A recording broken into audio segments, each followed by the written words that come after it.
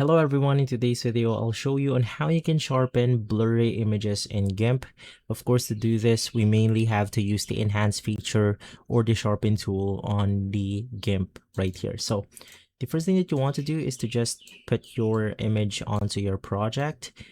From here, navigate through filters, select the enhance option, and there's going to be the sharpen or the unsharp mask. So we just have to click on this option. As you can see, sharpen image by adding difference to blurred image, a technique for sharpening originally used in darkroom. So let's just select this option right here. You can adjust some properties if you want to, like radius, amount, and threshold. I'm just going to leave everything as a default since this is only a demo video. Let's click on OK, and then basically from there you have successfully applied your filter. So you will confirm that by heading over to the layers, and then in here we basically have the sharpen option or the FX, which means effects.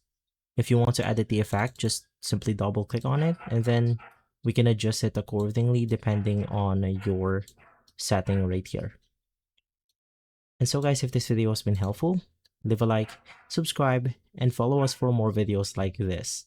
Thanks for watching.